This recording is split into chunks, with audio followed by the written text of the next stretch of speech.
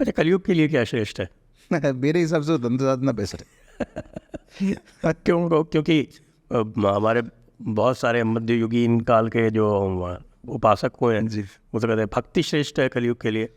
नहीं, सिर्फ भक्ति से नहीं होगा, भक्ति तो है ही। देखिए, भक्ति का प्रॉब्लम नहीं है, भक्ति में ये है कि भक्ति ज्ञान ये सब चीज़, शब्द बहुत आसान है, उसका चरम अवस्था पहुँचना बहुत कठिन है। अगर भक्ति किसी में एकदम शुद्ध है, प्योर 100% प्योर भक्ति है, तो आप भगवान का नाम लीजिए, तुरंत भगवान आपके सामने प्रकट हो जाएगा।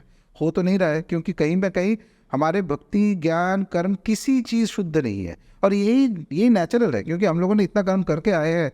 एक वो ऐसे बोलते थे कि भगवान बुद्ध ने जब वो ध्यान में गए तो उसको उनका खुद का 500 जन्म पीछे का उसको स्मृति आया। तो उनको अगर 500 जन्म लगा, हम लोगों का तो 5000 लगा होगा। अब रफली मैं बता रहा हूँ। तो उस सब का कर्म जो है कहीं ना कहीं आपको रिजॉल्व करना होगा बिफोर आप उस स्तर पे स्पिरिचुअलिटी के पहुंच पाते हैं। तो इसीलिए ना भक्ति प्योर है ना ज्ञान प्योर है, इसको प्योर करने के लिए ही साधना करना है। भक्ति तो है ही, बिना भक्ति के कोई साधना नहीं हो सकता है। देवी का भी भक्ति, इनफैक्ट रामकृष्ण इतने बड़े भक्त है, वो तो मैंने उनके जो कथामृत में जो डिस्क्रिप्शन है, वो तो एक डिवोट एकदम, और चरम अवस्था में जब कोई व्यक्ति जाता है वो भक्ति ही रहता है ना ज्ञान। आपको वो सामने जब देवता आते हैं ना, उस चरम उस प्रकांड स्वरूप में, अब गीता में भी देख लीजिए, कर्म पहले है, ज्ञान है, सांख्य योग है, इत्यादि है, उसके बाद भगवान का विश्वरूप दर्शन होता है कृष्ण अर्जुन का जब होता है तो वो तो ही इज बिविल्डर्ड, उसको समझ में नहीं आ रहा ये कौन है। इसको तो, इनको तो मैं जानता था, मेरा मतलब ये था रिलेटिव है जो इतना, ये कौन सा स्वरूप है। और उस अवस्था में एक है कि साइकोलॉजिकल एक प्रेशर होता है, उस अनुभूति को प्रोसेस नहीं कर पाता लोग, तो तुरंत उसका जो गांडीव है ये सब नीचे चला गया, एकदम से शरणागत होकर बोल रहा है कि भगवान आप 4 रूप वाला जो स्वरूप है उसमें आइए, इसमें तो मुझे डर लग रहा है। उसके बाद से चालू हुआ भक्ति, आपका सब क्वेश्चन खत्म हो गया, आपका कोई डाउट है ही नहीं, उसके बाद आप क्या क्वेश्चन करेंगे, आप तो बस पैर पकड़ लीजिए। उसके बाद भक्ति आता है चरम अवस्था में, जब एक व्यक्ति जाते जाते उस स्टेट में पहुंच जाता है।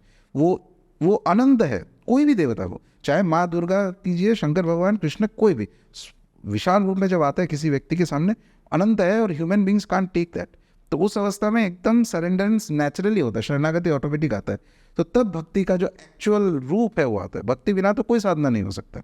लेकिन तंत्र बोल रहा है कि कर्म इंपॉर्टेंट है, पद्धति इंपॉर्टेंट है, पद्धति आपका सही हो तो चांसेस आर कि आपको वो साधना सिद्ध होना आसान हो जाएगा। और यहाँ पे सिद्ध मतलब कोई मिराकुलस पावर का बात नहीं कर रहा हूँ, सिंपल इंग्लिश वर्ड जो अकम्पलिशमेंट है उस चीज़ को, एक जैसे स्कूल है मान लीजिए, एक है कि सेल्फ टॉट हो सकता है व्यक्ति, मैं स्कूल में नहीं जाऊँगा, मैं 3-4 पुस्तक लेके मैं ज्योग्राफी हिस्ट्री पढ़ रहा हूँ, कुछ नॉलेज होगा उसके ऊपर, कैलिबर के ऊपर है। लेकिन क्या होगा कि एक अगर कंपटीशन में उस व्यक्ति को भेजा जाए तो चांसेस है उसमें वो प्रिपरेशन नहीं होगा, शायद वो जीत नहीं पाएगा, even if he may be very talented. School में क्या है कि अच्छा ये सिलेबस कंप्लीट करना, इसके बाद ये करना, ये करना, ये करना, एक पद्धति, और कैसे एक ऑर्गेनिक नॉलेज है, पहले लोग कर चुके हैं, तो आपको पता है कि जो मेच्योरिटी लेवल के हिसाब से इसके बाद ये करना है। तंत्र भी वही है, एक पद्धति के हिसाब से करेंगे साधना, तो इट इज़ लाइक आपको जो व्हील है फिर से डिस्कवर नहीं करना पड़ेगा, ऑलरेडी वो हो चुका है, लोग उस पाथ से जा चुका है, आपका जीपीएस सेट है, मैंने आपको पता है कि इस रूट से चलने से, हाँ आप पहुंचेंगे कि नहीं वो अलग बात है, लेकिन इस रूट से पहुंच सकते हैं। हाँ, तो ये जब तक पता है, यही है कारण, तंत्र सिर्फ नहीं, कोई भी संप्रदाय का यही कारण होता है कि इसमें संप्रदाय का पहचान कैसे होता है कि कौन सा ऑथेंटिक संप्रदाय है। सिर्फ ज्ञान से नहीं होगा, उसमें से उस पद्धति से साधना करते हुए there are great masters who have come, तब हम लोग मानते हैं कि हाँ ये जो है ऑथेंटिक संप्रदाय है, क्योंकि इनके पद्धति से करके इतने बड़े संत बने हैं ये लोग, जो आज भी माना जाता है, पूजा जाता है, वही चीज़ है।